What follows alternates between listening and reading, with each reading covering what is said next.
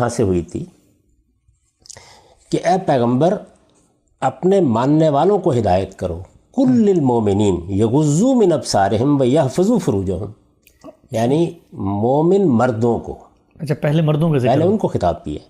ए पैगंबर अपने मानने वालों को, इसमें मोमिनीन का लफ्ज़ है, और चूँकि मोमिनीन के मुकाबिल में मोमिनात आया है आगे, तो अब ये मर्दों के लिए ख़ास हो गया। वैसे तो अरबी ज़ुबान में अगर आगे औरतों का जिक्र ना होता तो ये सब के लिए था, हुक्मन शामिल थे, लेकिन कुरान मजीद ने यहाँ तसरीह कर दी है इस बात की कि वो औरतों को भी यही हुक्म दे रहा है, मर्दों को भी यही हुक्म दे रहा है। तो इरशाद फरमाया कि अपने मानने वालों को हिदायत करो कि इन घरों में औरतें हों तो अपनी निगाहें बचा कर रखें। कौन से घर? खा वो रहने के घर हैं, खा वो बियूत गैर मस्कूना है, दफातर हैं, सराय हैं, वो जगह हैं कि जहाँ मिलना जुलना होता है, अपनी निगाहें बचा कर रखें। हम इसकी वजाहत कर चुके। दूसरी हिदायत क्या है? और अपनी शर्मगाहों की हिफाजत करें। शर्मगाहों की हिफाजत करें, ये बड़ी गैर मामूली ताबीर है। ये बयान ही इसी तरीके से आगे औरतों के लिए भी इस्तेमाल हुई। अच्छा, तो यहाँ फरमाया है कि ज़ालिका अज़का लकुम, ज़ालिका अज़का लहुम इन्नल्लाह खबीरुम बिमा यसनऊन, ये उनके लिए ज़्यादा पाकीज़ा तरीका है। ये कुरान मजीद का ख़ास उसलूब है कि वो जो दीन का मकसद है, यानी दीन में हिदायत जिस चीज़ को पेश नज़र रख के दी गई हैं उसको नुमाया करता रहता है। तो यहाँ पर ये फरमाया, आपके जहन में होगा कि वहाँ जब सूरह अहज़ाब में इसी नौइयत की हिदायत ज़ेर बहस थी तो कहा था कि ज़ालिकुम अतहरु लिक़ुलूबिकुम व क़ुलूबिहिन्ना, तो वहाँ पर इस तरीके से उसको बयान किया था। इसी तरह अज़वाज मुताहरात को ये कहा था कि परवरदिगार क्या चाहते हैं, युताहिरुकुम तत्हीरा, वो तुम्हें पाकीज़ा देखना चाहते हैं। तो दीन में तमाम हिदायत में जिस चीज़ को हदफ और नस्बुलैन की हैसियत हासिल है वो तज़किया है, पाकीज़गी है। तो यहाँ भी उसकी तरफ तवज्जो दिलाई और फिर फरमाया कि इन्नल्लाह खबीरुम बिमा यसनऊन, इसमें शुबा नहीं कि जो कुछ वो करते हैं अल्लाह उससे खूब वाकिफ़ है। ये इसलिए कि यहाँ जो हिदायत दी जा रही हैं वो बातिन से भी मुतल्लक़ है और ज़ाहिर से भी मुतल्लक़ है। तो बातिन और ज़ाहिर को जानने वाला कौन है? अल्लाह परवरदिगार आलम। तो इस तरफ तवज्जो दिलाई। इसके बाद वही अल्फाज दोहराए हैं, व कुल्लिल मोमिनात यग़ज़ुज़्न मिन अब्सारिहिन्ना व यहफ़ज़्न फ़ुरूजहुन्ना, और ऐ पैगम्बर आप अपने मानने वाली औरतों को भी, ईमान वाली औरतों को भी हिदायत कर दें कि वो भी अपनी निगाहें बचा कर रखें और अपनी शर्मगाहों की हिफाजत करें।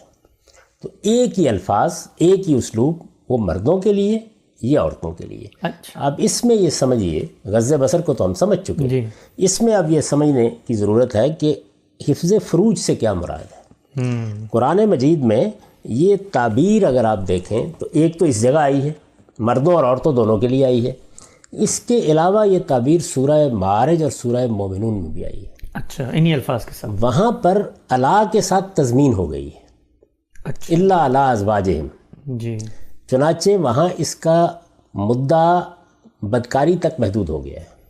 अच्छा, लेकिन यहाँ पर भी और सूरह अहज़ाब में भी, जहाँ अल-हाफ़िज़ात अल-हाफ़िज़ून के साथ ले फ़ुरूजहिम के अल्फाज आए हैं, तो दोनों जगहों पर अगर आप देखें, नूर में भी और अहज़ाब में भी, तो ये अब महज बदकारी से बचने के मानी में नहीं रही। यानी सियाक ने इसके अंदर बड़ी वुसअत पैदा कर दी है, गोया वो मफ़हूम पैदा कर दिया है जिसको आप सतर से ताबीर करते हैं, चीज़ों को छुपाना, निगाहों से बचाना, यानी ये पहलू इसके अंदर पैदा हो गया है। हिफ्ज़ का पहलू, हिफाजत करो अपनी शर्मगाहों की। अब शर्मगाहों की हिफाजत करोगे जब आप अल्फाज कहेंगे तो अरबियत की रूह से अब ये मतलब इसका नहीं होगा कि आपने कपड़े की एक धिज्जी शर्मगाह के ऊपर रख ली, जैसे आप मिसाल के तौर पर ख्वातीन को बिकनी में देखते हैं जी, यानी ये अब मतलब हो नहीं सकता इसका। अच्छा। इसलिए कि अब ये ताबीर महज शर्मगाह को ढांपने की नहीं है बल्कि उसकी हिफाजत की है। तो जो हिफ्ज़ फ़ुरूज है इसका मतलब क्या है और इसका इतलाक़ कैसे होगा, तो इसको आप देखना चाहिए। इसके मानी अब ये है कि आपके बातिन में सबसे पहले तो ज़ाहिर है कि अल्लाह ताला का मामला है, आपके बातिन में बदकारी की तरफ मिलान ना हो। हिफाजत कहाँ करेंगे, पहरा कहाँ लगाएंगे? सबसे पहले बातिन में लगेगा, यानी दिल पे पहरा लगेगा, मर्दों के भी और औरतों के भी। अंदर कोई मैलान पैदा नहीं होना चाहिए, आपके बदकारी की तरफ कोई रुझान नहीं पैदा होना चाहिए। मर्द औरतों से मिल रहे हैं, औरतें मर्दों से मिल रही हैं, दोनों को हिदायत की जा रही है कि हिफ्ज़ फ़ुरूज, अंदेशे की जगहों की हिफाजत करो।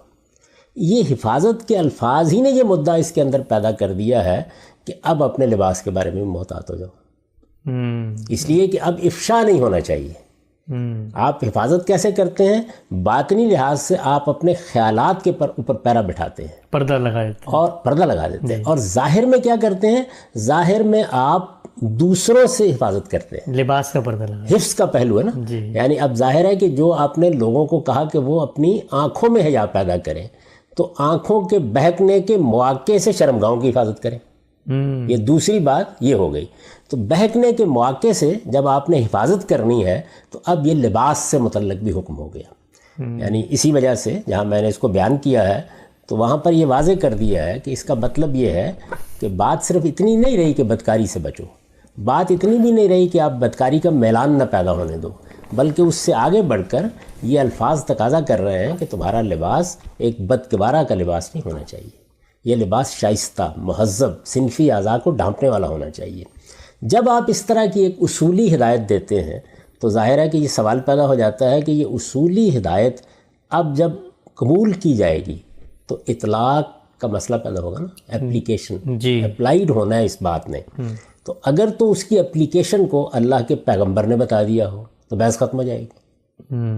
اگر آپ نے اس کو اجتہادی طور پر کرنا ہے تو کوئی اصول طے کریں گے نا جس کی بنیاد پر کریں گے.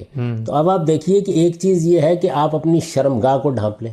میں نے عرض کر دیا کہ حفظ فروج میں یہ تقاضا پورا نہیں ہوا محض، کیونکہ حفاظت کا ہے، اس میں حفاظت کا پہلو ہے. ہم سے کوئی اور لفظ آ سکتا تھا ڈھانپنے کے لیے؟ استطار کے الفاظ تھے، سطر کا لفظ تھا، ڈھانپنے کے لیے عربی زبان میں اسی طرح سے غطا کا لفظ موجود تھا، بہت سے الفاظ تھے تو وہ استعمال کیے جا سکتے تھے، وہ نہیں استعمال کیے.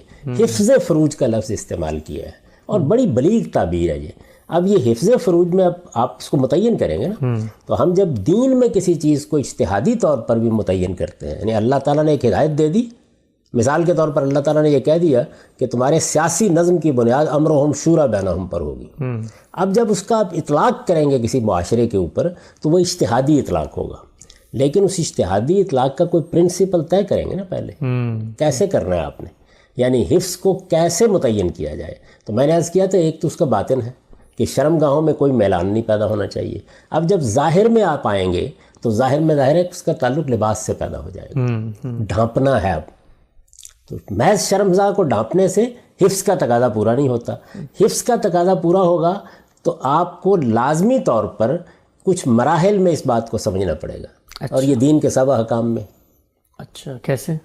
یعنی جب آپ دین میں کوئی حکم دیتے ہیں تو ایک تو اس کا وہ پہلو ہوتا ہے جس میں وہ چیز متعین ہو کر فرض ہو جاتی ہے، واجب ہو جاتی ہے، لازم ہو جاتی ہے. پھر اس کے بعد اس کی بہتر صورتیں ہوتی ہیں. اسی سے دین میں دو اصطلاحات وجود میں آئی ہیں، فرض و واجب، آپ کہتے ہیں نا یہ نماز فرض ہے، اور مستحبات، پسندیدہ چیزیں. تو یہاں اب حفظ فروج میں جو اصولی بات کہی گئی ہے اس میں ہمیں دونوں چیزوں کو متعین کرنا ہوگا.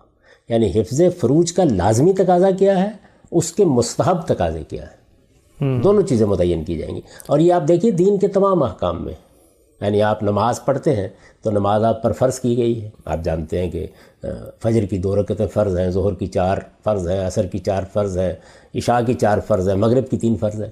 لیکن اس کے ساتھ آپ نوافل پڑھتے ہیں، یہ مستحبات ہیں، پسندیدہ چیزیں ہیں.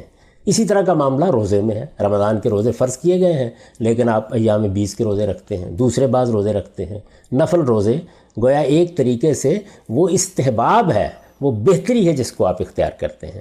اسی طریقے سے آپ الٹ کر دیکھیں تو دین میں جو چیزیں ممنوع قرار دی گئی یعنی حرام قرار دی گئی ہیں ان کے ساتھ بہت سی چیزیں حرام تو نہیں ہیں لیکن ناپسندیدہ ہیں. تو وہاں پر بھی 2 مراحل پیدا ہو جاتے ہیں، حرمتیں، مکروہات. یہاں پر بھی 2 چیزیں پیدا ہو جاتی ہیں، فرائض و واجبات اور مستحبات، مطلب پسندیدہ چیزیں. اس کو آپ اصول کے لحاظ سے ذہن میں رکھیے گا. اب جب ہم پلٹ کر واپس آتے ہیں تو یہ معلوم ہوتا ہے کہ حفظ فروج میں پھر کیا طریقہ اختیار کیا جائے. تو آپ دیکھیں ایک سادہ اصول ہے، وہ یہ ہے کہ اگر آپ کسی چیز کی طرف نگاہ کو بھی روک دینا چاہتے ہیں، یعنی ایسی رکاوٹ پیدا کر دینا چاہتے ہیں تو اس کی متصل چیز تک اس کو چھپا لیجیے. اچھا، یعنی ایک آپ کی شرمگاہیں ہیں، ایک اس کے متصل اعضاء ہیں. ٹھیک ہے، اوپر نیچے دونوں طرف، ظاہر ہے یہی ہوگا نا. تو اب آپ پہلے آئیے مردوں کے معاملے میں. اگر آپ دیکھیے تو مردوں کے معاملے میں کیا صورتحال ہے، یعنی مردوں کی شرمگاہیں ناف سے نیچے. تو اب नाफ तक ऊपर पेट को छुपा लीजिए, रानों को छुपा लीजिए घुटनों तक। तो आपने क्या किया, आपने सिर्फ शर्मगाह पर कोई जांघिया नहीं पहन लिया, बल्कि उसके साथ मुत्तसिल आज़ा को भी ढांप लिया। तो ये क्या है, ये हिफ्स हो गया। अच्छा, आपसे एक मिसाल जहन में आ रही है। हम जब घर की हिफाजत करते हैं तो बाउंड्री वॉल बनाते हैं, वो घर के शुरू से नहीं शुरू हो रही थी, थोड़े दूर से शुरू हो रही थी, ताकि हमें पता लग जाए कि यहाँ से हमारी टेरिटरी शुरू हो रही है। हर जगह इंसानी फितरत ऐसे ही काम करती है। देखिए वो जो ताबीर की रिसालत में आप सल्लल्लाहु अलैहि वसल्लम ने कि अल्लाह के महारिम के मामले में क्या तरीका इख्तियार करो, तो वहाँ पर भी क्या तालीम दी कि अगर तुम बिल्कुल चरागाह के किनारे पर आ जाओगे तो अंदेशा है कि फिर दूसरी तरफ मुँह मारोगे, तो ज़रा फासले पर रहो। यही वो चीज़ है, इसको सद्द ज़रिया कहा जाता है। तो अब देखिए आपके हमने उसूल क्या कायम किया कि हिफ्स के लिए ज़रूरी है कि आप मुत्तसिल आज़ा को भी ढांप लें। तो आप मर्दों के बारे में मैंने अर्ज़ कर दिया कि उनकी शर्मगाहें कहाँ हैं, वो मुतय्यन है। उससे ऊपर क्या है, नाफ तक आपने पेट ढांप लिया, उसके नीचे क्या है, आपने घुटनों तक रानें ढांप ली। तो ये गोया सतर का तकाजा पूरा हो गया, यानी लाजमी तकाजा पूरा हो गया। अब पलट कर ख्वातीन की तरफ आ जाइए ताकि हम पहले लाजमी तकाजे को समझ लें। ठीक। उनका मामला मर्दों से मुख्तलिफ हो गया जी। क्यों मुख्तलिफ हो गया? उनकी शर्मगाहें जिस जगह मर्दों की हैं वहाँ तो हैं ही, उनका सीना भी शर्मगाह है। तो अब जब आप तीनों जगहों को सामने रख कर आप उनके लिए तय करेंगे कि हिफ्स कैसे होगा, तो आप देखिए उसी उसूल का इतलाक करें, मुत्तसिल आज़ा जुड़ते यानी हैं। मुत्तसिल आज़ा जो है उनको डांपेंगे। तो ये यानी जो मर्दों का मामला है वो तो होगा ही उनके यहाँ भी, यानी नाफ से नीचे आप घुटनों तक तो आएंगे ही, लेकिन ऊपर की शर्मगाह का तकाजा ये है कि आप गिरेबान से लेके नाफ तक भी आ जाए। यानी वो नीचे इत्तिसाल है और कुछ ऊपर से आप शुरू करेंगे, मुँह तो नहीं ढांप देंगे ना। जी हाँ, जी हाँ। अच्छा, इसके साथ अगर आप गौर करके देखें तो ये बाजुओं के ऊपर के हिस्से भी जुड़े हुए हैं, जी जी, यानी ये भी मुत्तसिल आज़ा है। आर्म पिट्स वगैरह हैं। जी हाँ, ये भी मुत्तसिल आज़ा है ना। तो अब अगर औरत के लिहाज से आप देखें तो मर्दों से ज़ायद कुछ आज़ा हैं जो आप ढांपेंगे। तो नतीजा क्या निकला? नतीजा ये निकला कि गिरेबान से लेकर आपके घुटनों के नीचे तक ये औरत का सतर हो जाएगा, और बाजुओं का जो साइड है वो भी वो है वो मुत्तसिल है। यानी उसूल क्या आपने कायम किया मर्दों के मामले में कि शर्मगाह और उसके मुत्तसिल आज़ा, औरतों के बारे में भी उसी उसूल को अप्लाई कीजिए। यानी उनकी शर्मगाहें क्योंकि उनका सीना भी है तो इस वजह से उसके मुत्तसिल आज़ा। ठीक ठीक। तो अब जब आप इस उसूल को अप्लाई करेंगे तो बिल्कुल साइंटिफिक तरीके से मुतय्यन हो जाएगा कि असल में हिफ्स का इतलाक लाजमी तौर पर किस पर होगा। आप जब पढ़ेंगे कि हमारे फ़ुक़हा किस तरीके से सतर को तय करते हैं तो उन्हें बड़ी मुश्किल पेश आ गई है। यानी कोई दाएं से रवायत कोई बाएं से रवायत लेते हैं, और वो रवायात भी आप जानते हैं कि सनद के एतबार से भी कोई ऐसी कभी नहीं होती। ये बुनियादी प्रिंसिपल है। यानी आपको हिफ्ज़ फ़रूज की कुरान ने हिदायत की है, यानी शर्मगाहों की हिफाजत करनी है। किससे करनी है? वो जो आपके सामने मर्द बैठा हुआ है। अच्छा, मर्द ने हिफाजत करनी है, वो सामने औरत बैठी है जिसे आप बात कर रहे हैं। तो जब आपने शर्मगाहों की हिफाजत करनी है तो हिफाजत का तकाजा सिर्फ इससे पूरा नहीं होता कि आप शर्मगाह को बराह रास्त ढांप लें, उसके मुत्तसिल आज़ा को भी ढांपें ताकि निगाह के लिए रुकावट पैदा हो जाए। यानी वो आज़ा कि जो दावत दे रहे होते हैं शर्मगाह की तरफ निगाह उठाने की, वो भी ढांप लिए जाए। अच्छा, अब ढांपने को देख लीजिए। यानी जाहिर है कि अगर आपने ढांप तो लिया लेकिन ऐसे तंग चुस्त लिबास से ढांप लिया कि जो शर्मगाहों को नुमायां करने वाला है, तो आपने हुक्म के मुद्दा को उलट दिया जी। यानी कपड़ा तो ले लिया। अच्छा, इसी तरह कोई ऐसा लिबास पहन लिया जिससे जिस्म झलकता है, सी थ्रू है, यानी पतला बारीक लिबास पहन लिया, तो भी तकाजा पूरा नहीं हुआ। तो इसका मतलब ये हुआ कि जो लाजमी तकाजे हैं वो क्या हुए हिफ्ज़ फ़रूज के। लाजमी का मतलब ये है कि जिससे नीचे आप नहीं जा सकते। अगर उससे आप नीचे जाएंगे तो फिर उस पर बेहयाई का या उरियानी का इतलाक करना पड़ेगा, यानी फिर खुदा की हिदायत की सरी खिलाफ वर्जी हो जाएगी। ये सरी खिलाफ वर्जी हो जाएगी, यानी गोया आपने फ़र्ज़ भी नहीं पढ़े, फ़र्ज़ भी नहीं पढ़े।